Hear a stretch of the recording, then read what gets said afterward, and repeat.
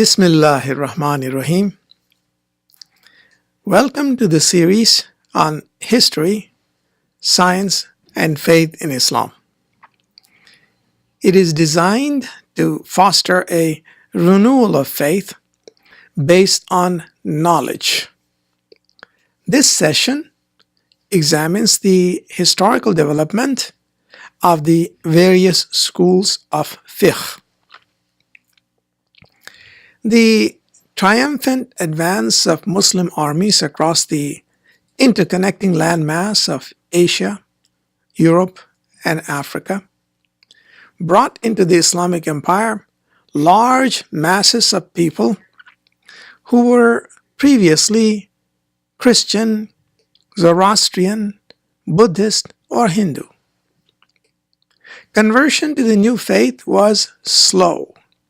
The conquering Muslims left the people of the territories alone as long as they paid the protective tax, namely the jizya, and did not interfere with the freedom of choice in religion.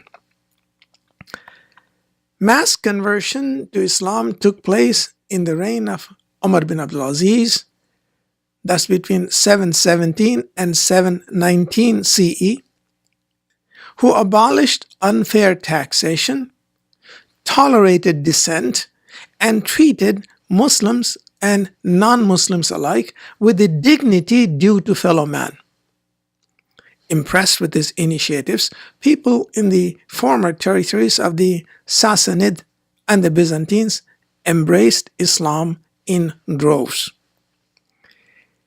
The new Muslims brought with them not only their ancient heritage and culture, but methods of looking at the sublime questions of life in ways fundamentally different from that of the Arabs.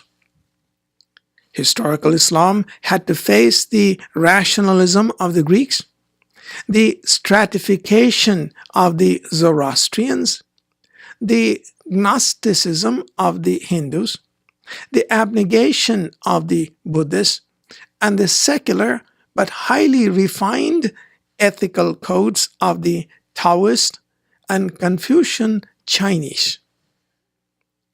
In addition to it, the internal convulsions in the Islamic world, arising out of the conflicting claims of the Umayyads, the Hashemites, the Ahlul Bayt, and the partisan and factitious approach of the many partisans to legal issues, and one has a good idea of the challenge faced by the earliest Islamic jurists.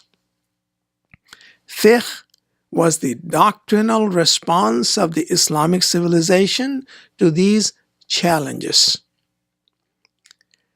The codification of fiqh solidified the foundation of Islamic civilization and was the cement for its stability through the turmoil of centuries.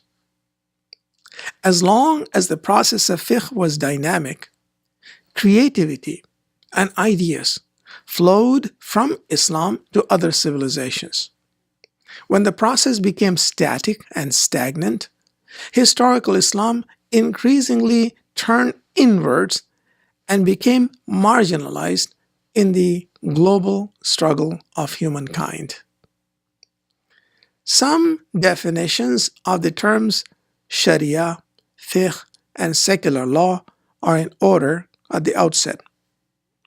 Sharia is the constant, unchanging, basic dimension of Islam. It has its basis in the Quran and derives its legitimacy from divine sovereignty. Sharia defines not just the relationship of man to man, but also the relationship of man to God and of man to the cosmos. As such, it is all-embracing, and its dimensions are infinite. Secular law, on the other hand, deals only with the relationship of man to fellow human beings, and does not concern itself with the relationship of man to the divine. It is finite, changeable, and subject to the vagaries of history and geography. It derives its legitimacy from the proclaimed sovereignty of kings, rulers, and nations. Fiqh is the historical dimension of the Sharia and represents the continuous and unceasing Muslim struggle to live up to divine commandments in space-time. It is the rigorous and detailed application of the Sharia to issues that confront humankind as it participates in the unfolding drama of history. As such, it embraces the approach, the process, the methodology, as well as the practical application of the Sharia. It defines the interface of an individual with himself, his family, his society, his community, as well as the civilizational interface between Islam and other faiths and religions. We summarize in this session the historical origins and practical developments of the 5 major schools of fiqh that are currently followed by the vast majority of Muslims. These are Hanafi, Maliki, Shafi'i, Hanbali, and Jafariya. There are other schools of fiqh such as Zaidi and Ismaili, which are practiced by a relatively small number of Muslims today, and will refer to them only in their historical context. We'll examine and summarize the Mu'tazilite and Asharite schools of thought that are seldom discussed nowadays, but have left a profound, perhaps decisive imprint on Islamic thought and on culture and in civilization. The Quran was revealed as the dynamic spoken word of Allah subhanahu wa ta'ala. Many amongst the companions memorized the entire Quran. They were called the Hafizun or Hufaz. Some knew, understood, and recited the Quran, but also trained and taught others. These were called the Qur'a, which is the plural of Qari, meaning one who recites the Quran. As many of the companions migrated from Hijaz to Iraq, Persia, Syria, and Egypt, the mantle of local leadership fell to the Qur'a. Many Arabs were illiterate in the pre-Islamic era, and anyone with the ability to recite and teach the language was held in high honor. Civilization was as yet ruled by the spoken word, and the Qur'a, most of whom were companions of the Prophet ﷺ, were received in distant lands with well-deserved honor and respect. They were the ones who were often called upon to offer legal opinions. That is called a fatwa. A century after the Prophet, all of the companions who had learned firsthand from the Prophet ﷺ, or the Tabi'een who had learned from the companions, had passed away. The companions had known the Quran, as well as the context in which it was revealed, from the living example of the Prophet ﷺ. The companions were so close to the source of revelation, so suffused with the radiance of the divine word and its universal impact on history, that they responded to its imperatives with unbounded zeal. Theirs was a world of action, not of words. They created history with their deeds, leaving others to follow in its trail. It was left to later generations to study, understand, and argue about what they had done. As the timeline from the Prophet ﷺ increased, it became necessary to collect, sort out, and pass on the traditions of the Prophet. This was the beginning of the science of Hadith. Although the collections of Hadith that are best known today, such as Bukhari, Sahih Muslim, etc., came into existence a few centuries later, the tradition of collecting and passing on hadith was continuous and active throughout the interim period. Next to the sciences of the Quran, Ulum al-Quran, the authenticated prophetic traditions, Ulumul Sunnah, provided the most important source for the development of the principles of fiqh. The development of fiqh was an historical process. As long as the Prophet ﷺ was alive, his example was necessary and sufficient for the guidance of the community. The Quran presents the doctrinal principles and ethical underpinnings of the Sharia. The Prophet ﷺ clarified, substantiated, and implemented the principles of the Quran. His death presented an historical challenge to his companions to continue the process of realizing God's will in the matrix of human affairs.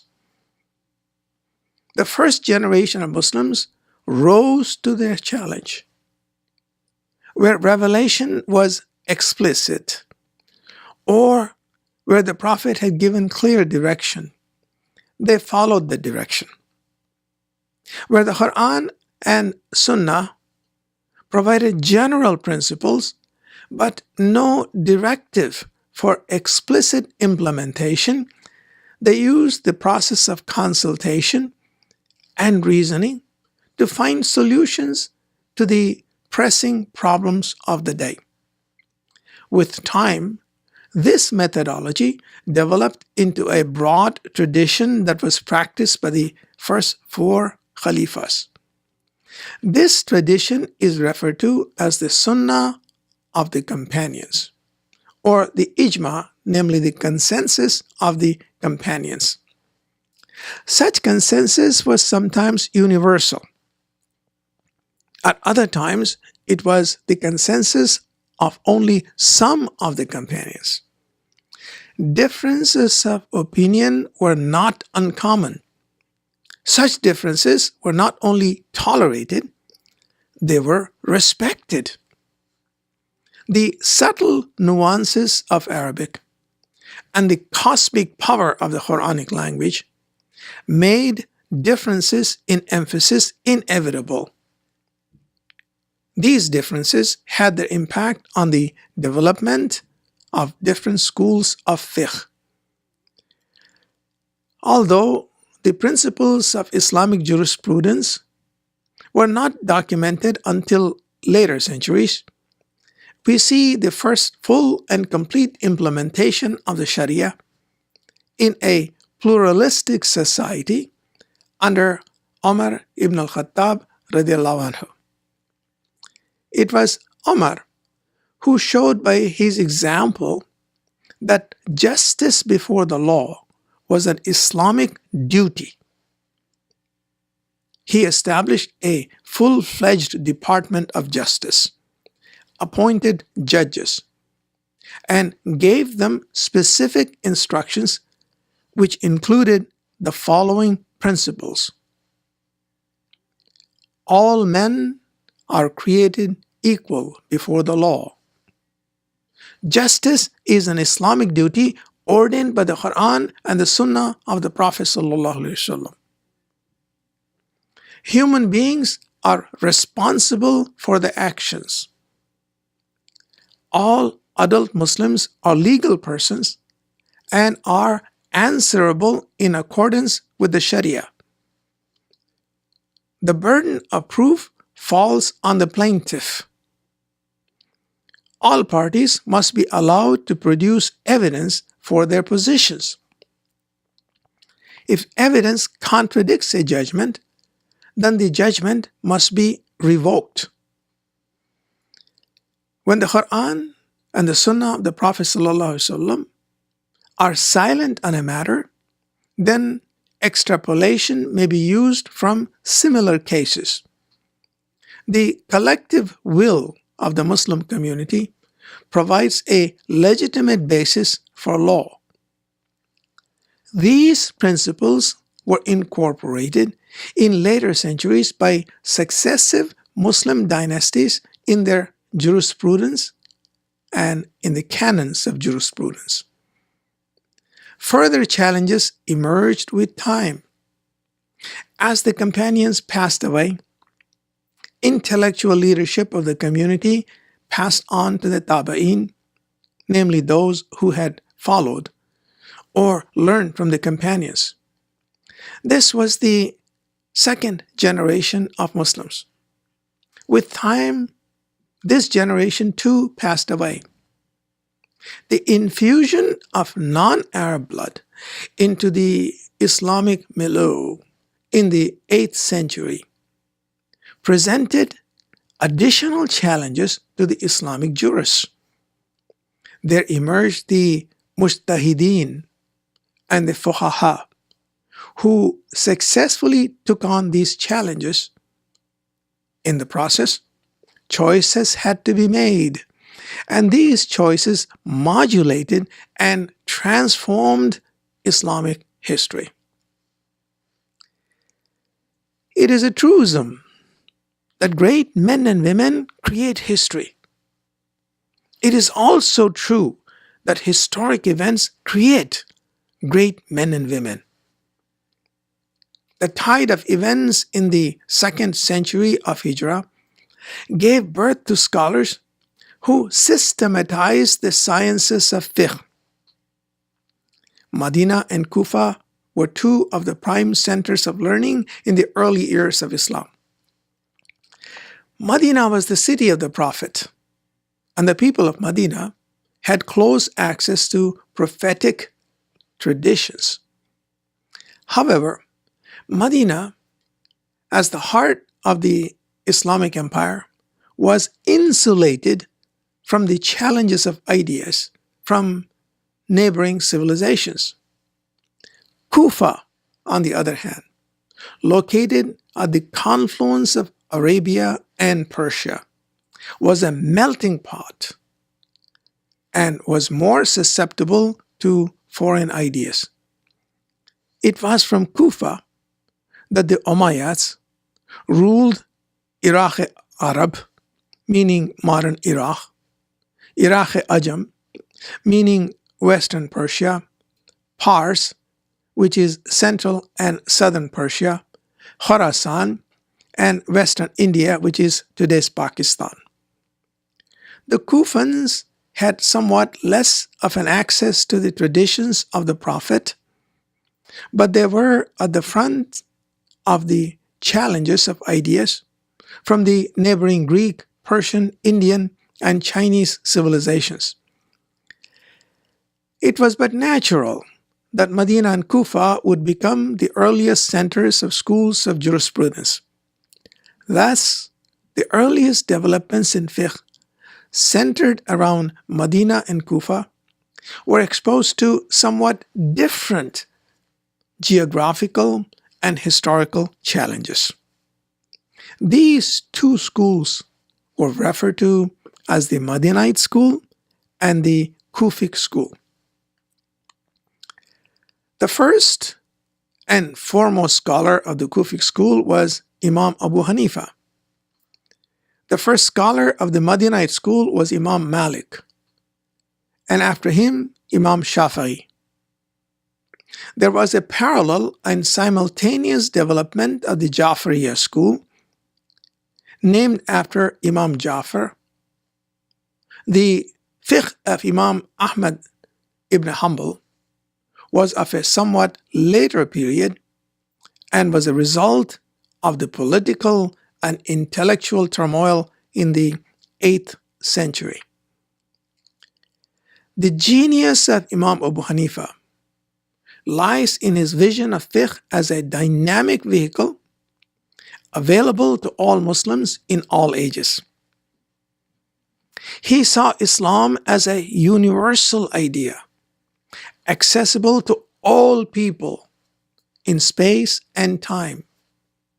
Fiqh was not to be a static code applicable to one situation in one location, but a mechanism that would at once provide stable underpinnings to the Islamic civilization and would also serve as a cutting edge in its debate with other civilizations.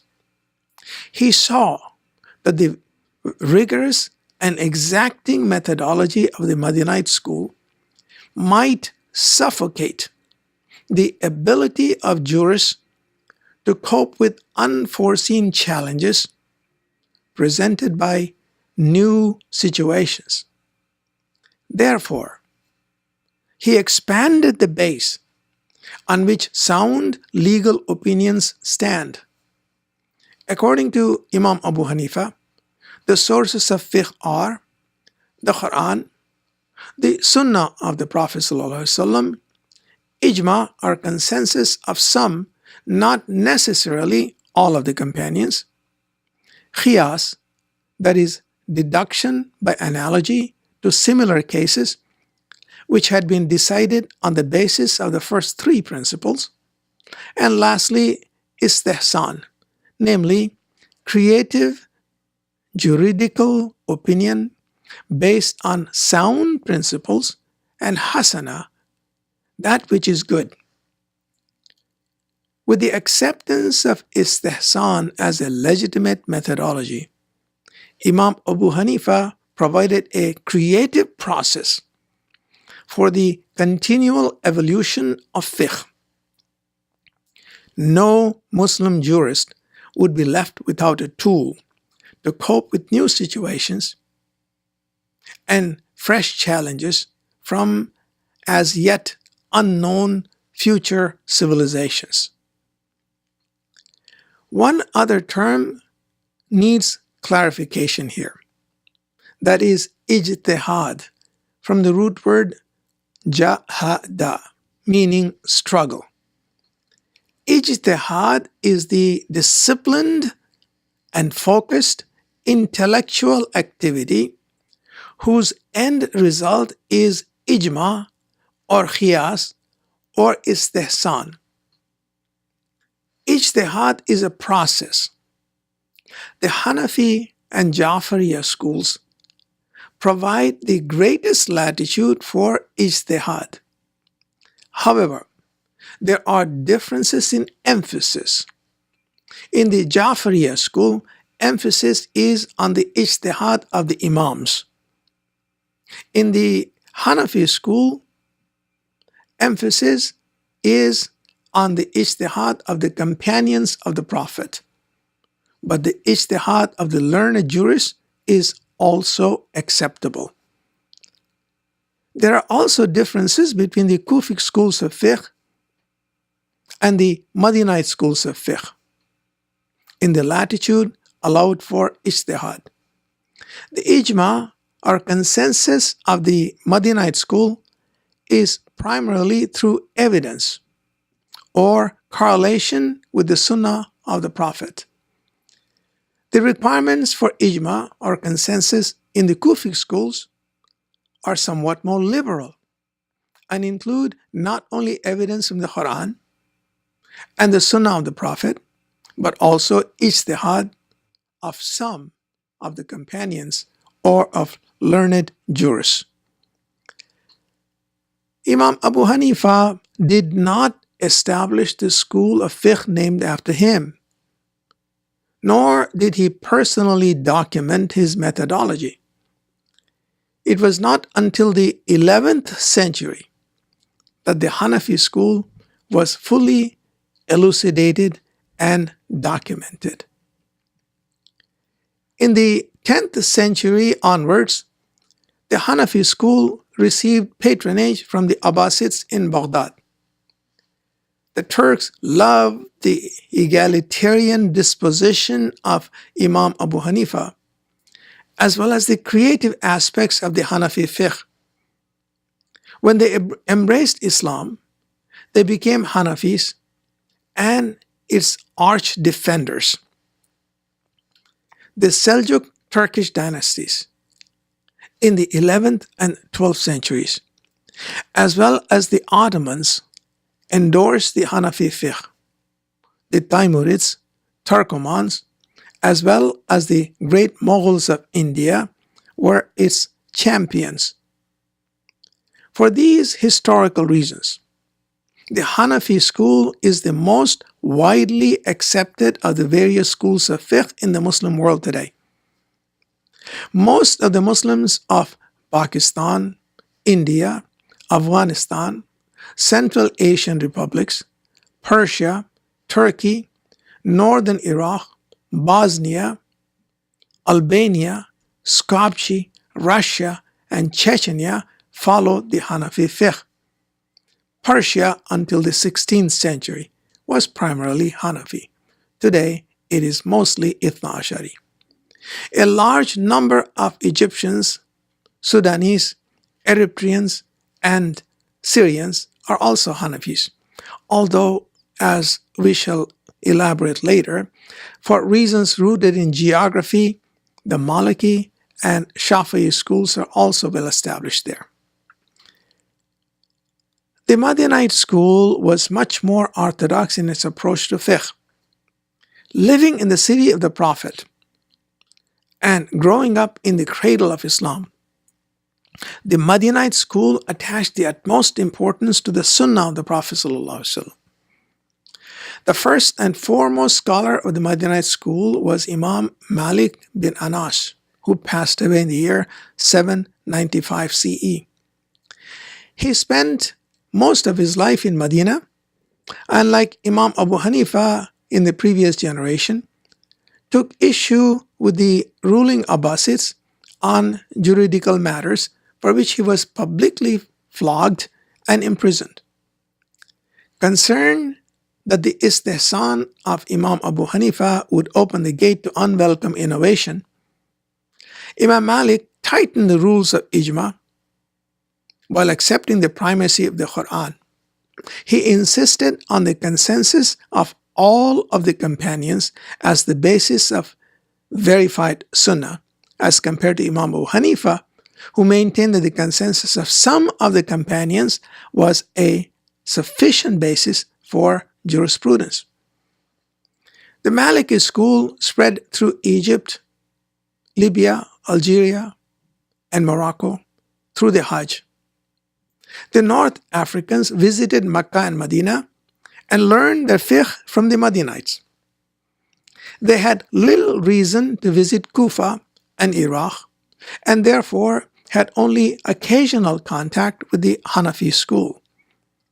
According to Ibn Khaldun, the cultural affinity between the unsettled Berbers of North Africa and the Bedouins of Arabia also contributed to the acceptance of the Maliki school in Libya and the Maghrib.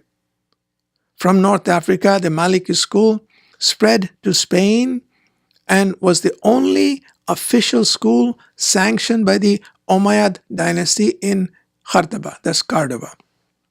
As Islam spread from the Maghrib into sub-Saharan Africa through trade routes, the Maliki school also spread to Mauritania, Chad, Nigeria, and other countries of West Africa. Most Africans today follow the Maliki school of fiqh. The brief interlude of Fatimid rule in Egypt in the 9th and 10th centuries did not materially change the contacts between the Berbers of the Maghrib and the Bedouins of Arabia, and the Maliki school returned to North Africa when Salahuddin captured Egypt from the Fatimids in 1170 CE. The first one to establish a formal school of fiqh was Imam Muhammad ibn Idris al-Shafi'i, who passed away in the year 820 CE. Through his Risala, meaning the journal, he was the first scholar to systematically document the basis of fiqh and critically examine its methodology. A Syrian by birth, Imam Shafi'i traveled to Medina and Kufa and learned from the disciples of Imam Abu Hanifa and Imam Malik. He took issue on certain positions taken by the Hanafi and Maliki schools and adopted an independent position on some of the methodologies. According to Imam Shafi'i, the sources of fiqh are the Quran, the Sunnah of the Prophet, Qiyas, provided it was rigorously supported by prior cases decided on the basis of the Quran and the Sunnah of the Prophet. Thus, Imam Shafi'i's positions were somewhat less orthodox than those of Imam Malik, but not as liberal as those of Imam Abu Hanifa. The Shafi'i school spread to Egypt, the Sudan, Eritrea, East Africa, Malaya, and the Indonesian islands. Like the Hanafi school, the Shafi'i school produced many brilliant scholars. One of them, the great Imam Abu Hamid al-Ghazali, who passed away in the year 1111, not only influenced the development of fiqh, but also changed the course of Islamic history through his brilliant dialectic. Thus, Imam Shafi'i's positions were somewhat less orthodox than those of Imam Malik, but not as liberal as those of Imam Abu Hanifa. The Shafi'i school spread to Egypt, the Sudan, Eritrea, East Africa, Malaya, and the Indonesian islands. Like the Hanafi school, the Shafi'i school produced many brilliant scholars. One of them, the great Imam al-Ghazali, not only influenced the development of fiqh, but also changed the course of Islamic history through his brilliant dialectic. This concludes our session on the historical development of fiqh. In the next session, inshallah, we will cover the impact of philosophy on intellectual developments in Islam. Assalamu alaikum wa rahmatullahi wa barakatuh.